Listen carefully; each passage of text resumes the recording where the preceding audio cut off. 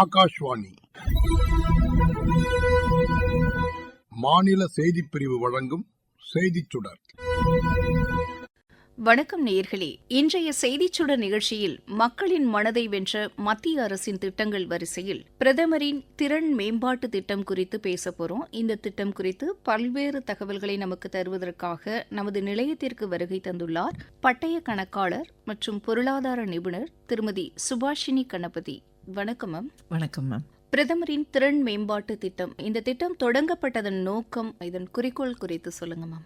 உலக நாடுகள் நம்மளை பார்த்து பயப்படுற அளவுக்கு இந்தியா வளர்ந்து வரும் நாடுகள்ல ஒன்னா இருக்கு. இப்போ அந்த வளர்ந்து வரும் நாடுகள் அப்படின்னு நம்ம சொல்லக்கூடிய அந்த தகுதியை இந்தியா எட்டுறதுக்கு ஒரு முக்கியமான காரணம் நம்ம கிட்ட இருக்கிற அந்த இளைஞர்களுடைய ஸ்ட்ரென்த். ஸோ இவ்வளவு இளைஞர்களை இந்திய நாடு என்ன பண்ண போறாங்க, இவ்வளவு இளைஞர்களுக்கும் வேலை வாய்ப்பு கொடுத்து அவங்க கிட்ட இருந்து அந்த ஒரு பெனிஃபிட்டை எக்ஸ்ட்ராக்ட் பண்ணி அவங்கள ஒரு வளப்படுத்தினாதான் இந்த நாடும் வளம் பெறும், இந்தியா எதிர்பார்க்கிற ஒரு வளர்ச்சியை நம்ம எட்ட முடியும். அப்போ அந்த இளைஞர்களுக்கான ஒரு விஷயத்த கொண்டு போய் சேர்க்கறது அப்படிங்கிறது அவங்களுக்கான ஒரு தனி திட்டத்தின் மூலமா மட்டுமே அடைய முடியும். அப்படிங்கிறதுனாலதான் இந்த ஸ்கில் டெவலப்மெண்ட் அப்படிங்கறது ஒரு முக்கியமான அம்சமா பல பட்ஜெட்ல இதை கொண்டு வந்திருக்காங்க.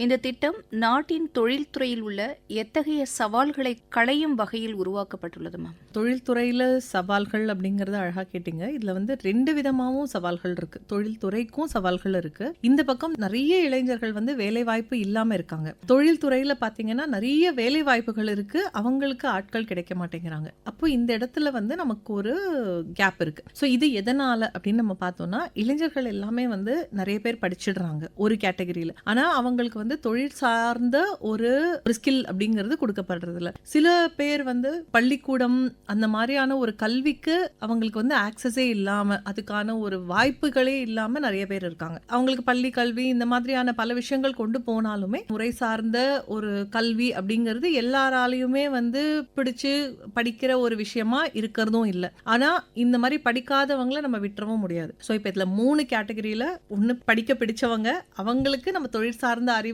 கொடுக்கணும். படிக்க பிடிக்காதவங்களுக்கு என்ன விதமான திறமையை அவங்களுக்குள்ள கொண்டு வளர்ச்சியை கொண்டு வர முடியும் அப்படிங்கிறது ஒரு கேட்டகரி. இன்னொன்னு, இது எதுவுமே கொண்டு சேர்க்க முடியாத சில கிராமங்கள், கடைக்கோடியில இருக்கிற இடத்துங்களுக்கு நம்ம எப்படி இந்த மாதிரி ஒரு கல்வி விஷயங்களை கொண்டு போய் சேர்க்கிறது அப்படிங்கிறது, இது எல்லாத்தையும் மனதில் கொண்டுதான் இந்த மாதிரியான ஒரு திறன் மேம்பாட்டு திட்டம் கொண்டு வந்திருக்காங்க. இது தொழிற்துறைகள் அப்படின்னு நம்ம பார்த்தோம்னா, அவங்களுக்கு என்ன மாதிரியான ஸ்கில் இருக்கிற எம்ப்ளாயிஸ் வேணுமோ அந்த மாதிரியான ஒரு திறமை ட்ரைனிங், அப்ரெண்டிஸ் அப்படின்னு சொல்லக்கூடிய ஒரு ட்ரைனிங் தொழில் நிறுவனங்களே கொடுத்து அவங்களே வேலை வாய்ப்பையும் கொடுக்குறாங்க. ஸோ அதனால இது அந்த சைக்கிள் அப்படியே நம்ம பார்த்தோம்னா, ஸ்கூல் காலேஜ் போனவங்களா இருக்கலாம், ஸ்கூல் காலேஜ் போகாதவங்களா இருக்கலாம், அவங்களுக்கு தேவைப்படுற அந்த ஒரு திறனை கொடுத்து அதுக்கான ட்ரைனிங்கை கொடுத்து ஆன் த ஜாப் ட்ரைனிங்னு சொல்லக்கூடிய இந்த அப்ரெண்டிஸ்ஷிப் ட்ரைனிங்கையும் கொடுத்து வேலை வாய்ப்பையும் அமைச்சு கொடுத்துட்றாங்க. இதுக்கான ஒரு முழுமையான திட்டமா இந்த திறன் மேம்பாட்டு திட்டம் அமைஞ்சிருக்கு.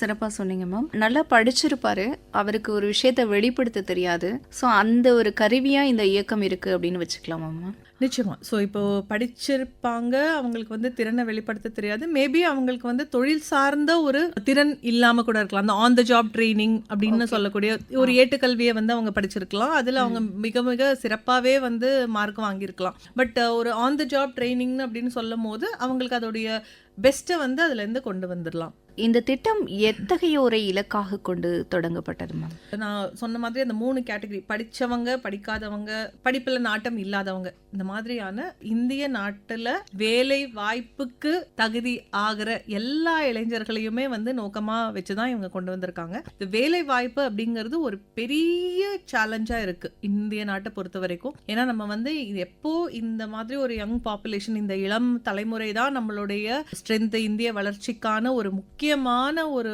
விஷயம் அப்படின்னு நம்ம சொல்றோமோ, அந்த இளைய தலைமுறையை நம்ம ஸ்கில் கொண்டு அவங்க கிட்ட இருந்து அந்த பெனிஃபிட்டை கொண்டு வந்தாகணும். ஸோ இது ஒரு 18 to 45 வயது உள்ள அவங்களுக்கு வேலை வாய்ப்பு இல்லைன்னா அவங்களுக்கு இந்த திட்டம் பொருத்தமானது. சில பர்டிகுலர் கோர்சஸ்ல 49 வயசு வரைக்கும் கூட இதை கொண்டு போய் சேர்க்கிறாங்க.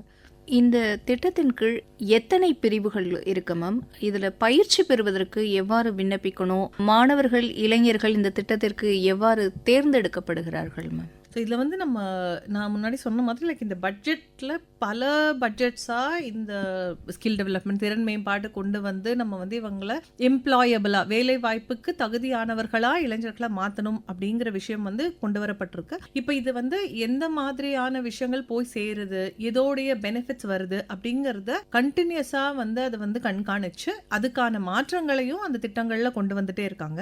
இப்போ நம்ம சொல்லக்கூடிய பிரதான் மந்திரி கௌஷல் விகாஸ் யோஜனா PMKVY 4.0 அப்படின்னு நம்ம சொல்றோம். அதாவது 4வது வெர்ஷன் இது. ஆக்சுவலா இதுக்குள்ள வந்து Pradhan Mantri Kaushal Vikas Yojana, Pradhan Mantri national apprenticeship promotion scheme அப்படின்னு சொல்லக்கூடிய ஸ்கீம், அதுக்கப்புறம் ஜன் ஷிகான் சன்ஸ்தான் ஸ்கீம், இது எல்லாத்தையும் சேர்த்து உள்ளடக்கிய ஒரு ஸ்கீம் தான் இப்போ இந்த PMKVY 4.0 அப்படிங்கிற வெர்ஷன். ஸோ இதில் அவங்களுக்கான திறன் மேம்பாடு, on the job training, apprenticeship, அப்புறம் அவங்களுக்கு வேலை வாய்ப்பு அமைச்சு கொடுக்கறது, வேலை வாய்ப்பிலிருந்து இன்னொரு வேலைக்கு மாறணும்னா அதுக்கான ஒரு வழிவகை கூட இந்த PMKVY 4.0ல உள்ளடக்கி இருக்கு.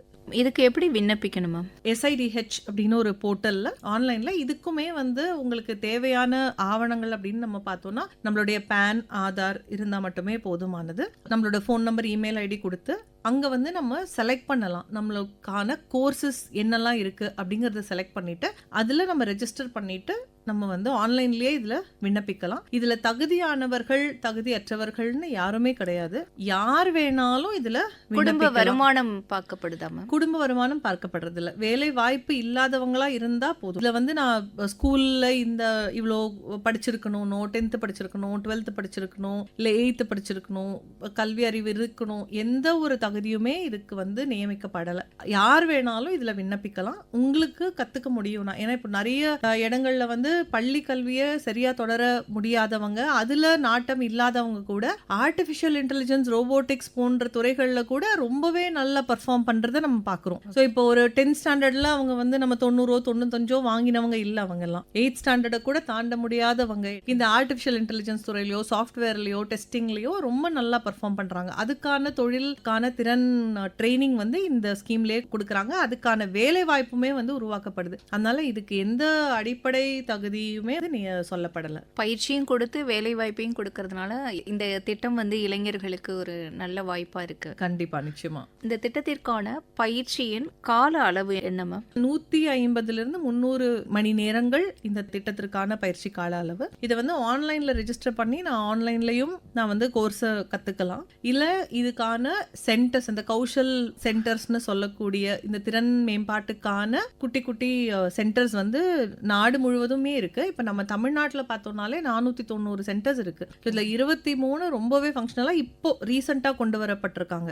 அதனால இந்த சென்டர்ஸ் அன்னைக்கு நம்ம நேர்ல கூட போய் நம்ம இந்த மாதிரியான ட்ரைனிங்ஸை நம்ம எடுத்துக்கலாம். இந்த திட்டத்தின் கீழ் என்னென்ன பயிற்சிகள் வழங்கப்படுதுமா? என்ன பயிற்சினா இதுல வந்து எல்லா விதமான 40 விதமான கோர்ஸ் இதுல இருக்கு. ஸோ சிலது இப்போ நம்ம குறிப்பிட்டு சொல்லணும் அப்படின்னா, தொன்று தொட்டு நம்மளுடைய இந்த மாதிரி தொழில் சார்ந்த ட்ரைனிங் அப்படின்னு நம்ம சொல்லக்கூடிய ஹெல்த் கேரா இருக்கலாம், ஹேண்ட்லூமா இருக்கலாம், மெக்கானிக்கல், இந்த மாதிரியான பிரிவுகளில் ட்ரைனிங் வழங்குறாங்க. அப்புறமா சாஃப்ட் ஸ்கில்ஸ், இப்போ நீங்க முன்னாடி சொன்னீங்கல்ல, ஒருத்தர் நல்லா எல்லாம் பண்ண தெரியும், பட் இதை நான் பண்ணினேங்கிறத வெளியில சொல்ல முடியாது. ஸோ அந்த மாதிரியான கம்யூனிகேஷன் ஸ்கில்ஸ், சாஃப்ட் ஸ்கில்ஸ், அதுக்கான ட்ரைனிங்குமே வந்து அவங்க கொடுக்குறாங்க. இன்னொரு செக்மெண்ட்னு நம்ம பார்த்தோம்னா இந்த கிரீன் எனர்ஜி, இது மாதிரி சோலாரா இருக்கலாம், விண்மில்லா இருக்கலாம், அதுக்குரிய ரிப்பேர்ஸ், இன்ஸ்டாலேஷன், அந்த மாதிரியான ட்ரைனிங் ஒரு செக்மெண்ட் ஆகும். இன்னொரு செக்மெண்ட் வந்து ஃபியூச்சர் ஓரியன்டா, இப்போ வந்து இந்த செயற்கை நுண்ணறிவு, ரோபோட்டிக்ஸ், இல்ல வந்து IOS, இன்டர்நெட் ஆஃப் திங்ஸ் அப்படின்னு நம்ம சொல்றோம். இப்போ நம்ம வீட்டுக்குள்ள போகிறதுக்குள்ளேயே ஏசி ஆன் பண்ணணும், கீசர் இப்போ ஆன் பண்ணி வச்சிருக்கணும், இன்டர்நெட் ஆஃப் திங்ஸ், அந்த மாதிரியான விஷயங்களுக்கான ட்ரைனிங், இதுக்கான பல விதமான கோர்சஸ் இருக்கு. நம்மளுக்கு எதுல இன்ட்ரெஸ்ட் இருக்கோ அதை நம்ம செலக்ட் பண்ணி நம்ம வந்து இதுல திறனை வந்து மேம்படுத்திக்கலாம். இப்போ வந்து சில பயிற்சிகளை வந்து நம்ம நேராக தான் போய் செய்ய முடியும், சில பயிற்சிகளை ஆன்லைன்லயும் செய்யலாம். அப்படிங்கிற ஒரு வகையில 2022-23 ஆண்டு நிதிநிலை அறிக்கையில ஆன்லைன் வாயிலாக திறன் மேம்பாட்டு பயிற்சி வழங்கப்படும் அப்படின்னு மத்திய நிதியமைச்சர் அவர்கள் அறிவித்தார்கள். இந்த திட்டம் குறித்தும் அதன் செயலாக்கம் குறித்தும் சொல்லுங்க மேம். சென்டர்ஸ்ல போய் நம்ம வந்து ட்ரைனிங் எடுத்துக்கிறது, நீங்க சொன்ன மாதிரி நேர்ல தான் போய் கத்துக்க கூடிய சில திறன்கள் இருக்கு. இப்போ ஒரு மெக்கானிக்கல் அப்படின்னா அது ஆன்லைன்ல சொல்லி கொடுக்கறது இந்த அளவுக்கு எஃபெக்டிவா இருக்காது. அதே நேரத்துல இப்போ தமிழ்நாட்டுல சென்டர்ஸ் இருக்கு அப்படின்னா தமிழ்நாட்டிலேயே கூட ஒரு கடைக்கோடி இடத்துல நீலகிரியோ அந்த மாதிரியான மாவட்டங்கள்ல இந்த மாதிரியான ஒரு சென்டர்ஸ்க்கான ஆக்சஸோ அந்த ஒரு மலைவாழ் மக்களுக்கு அந்த மாதிரியான ஒரு விஷயங்களோ இல்லாம இருக்கலாம். இப்போ அவங்களுக்கெல்லாம் இந்த ஆன்லைன் அப்படிங்கிறது ஒரு பெரிய பெனிஃபிட்டா இருக்கும். ஆன்லைன்ல மட்டுமே கத்துக்கிட முடியாது எல்லாத்தையும். இப்போ ஆன்லைன் முடிச்சதுக்கு அப்புறமா ஆன் த ஜாப் ட்ரைனிங்னு கொண்டு வரும்பொழுது அவங்க அழகா அதை வந்து ஒரு கம்பெனியில ட்ரைனிங் அங்கேயே கொடுத்து அவங்களுக்கு வேலை வாய்ப்பு உருவாக்கி கொடுத்துடுறாங்க. திறன் மேம்பாட்டு திட்டத்தின் கீழ் பயிற்சி பெறுவதற்கு மையங்களை எவ்வாறு தேர்வு செய்யணுமா? இவற்றில் ஏதேனும் தரநிலைகள் அப்படின்னு இருக்கா?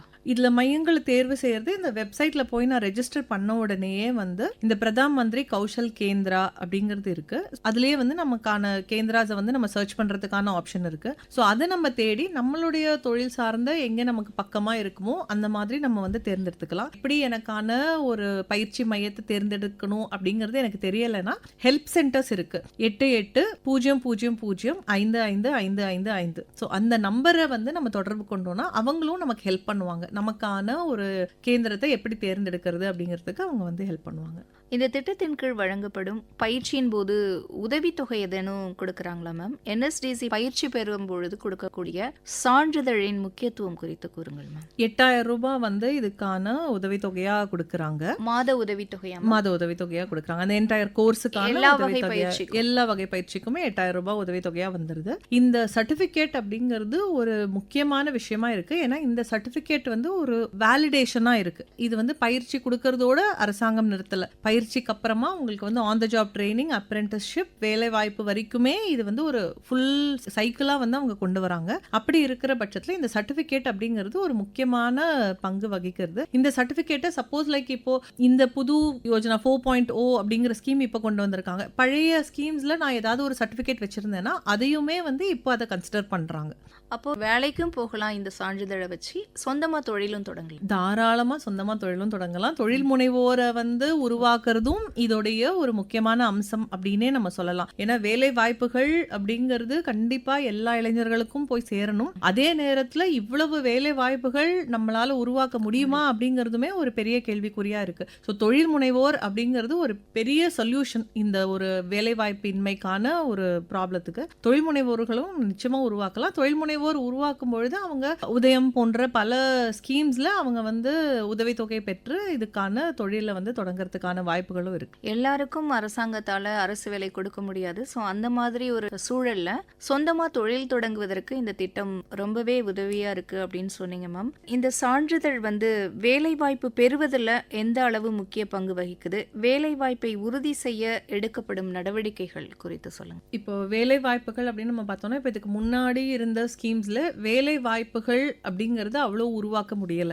இப்போ அதை கண்டினியூஸா மானிட்டர் பண்ணி தான் இப்போ அதுல நிறைய இம்ப்ரூவ்மெண்ட் கொண்டு வந்து இந்த ஸ்கீம்ஸை வந்து இப்போ கொண்டு வந்திருக்காங்க. இதுல வேலை வாய்ப்புகள் அப்படின்னும் பொழுது இதுக்கான ரெஜிஸ்ட்ரேஷன்ஸுமே அதே வெப்சைட்லயே நடக்கிறதுனால நம்மளுடைய திறன் எங்க இருக்கு அப்படிங்கறது நம்மளால பார்த்துக்க முடியுது. அண்ட் இந்த ஒரு திறன் மேம்பாட்டுல இருந்து இந்த சர்டிபிகேட் கிடைக்கிறதுனால பள்ளி கல்வியை கூட நான் முழுசா முடிக்காதவங்களா கூட இருக்கலாம். ஏன்னா இதுக்கு எந்த தகுதியுமே கிடையாது. ஸோ பள்ளி கல்வியில இருந்து நான் டிராப் அவுட் ஆன ஒருத்தர் எனக்கு இப்போ இன்னைக்கு ஆர்டிஃபிஷியல் இன்டெலிஜென்ஸ்ல பண்ணணுமா இருந்தா எந்த ஒரு நிறுவனமுமே வந்து டக்குன்னு அதை ஒரு எடுத்துக்க மாட்டாங்க. ஏன்னா எல்லாருமே வந்து அந்த ஒரு ஆர்டிஃபிஷியல் இன்டெலிஜென்ஸ் துறையில ஒரு கம்ப்யூட்டர் சயின்ஸ் இன்ஜினியரிங்கோ நீங்க முடிச்சதுதான் உங்களுடைய பேசிக் அதுக்கான ஒரு சான்றிதழை வந்து எதிர்பார்ப்பாங்க எந்த நிறுவனமா இருந்தாலும். இப்போ அந்த இடத்துல இந்த திறன் மேம்பாட்டுக்கான ஒரு சான்றிதழ் அப்படிங்கிறது கண்டிப்பா ஒரு பெரிய விஷயமா இருக்கு. அந்த மாதிரி ஒரு இடத்துல நுழையறதுக்கு அதுக்கப்புறமா அங்க அப்ரெண்டிஸ்ஷிப் ட்ரைனிங்னு பொழுது என்னுடைய திறனை வெளிக்காட்டுறதுக்கான ஒரு பிளாட்ஃபார்ம் எனக்கு கொடுக்கப்படுது. இப்போ ஒரு இன்ஜினியரிங் முடிச்சவங்களுக்குமே வந்து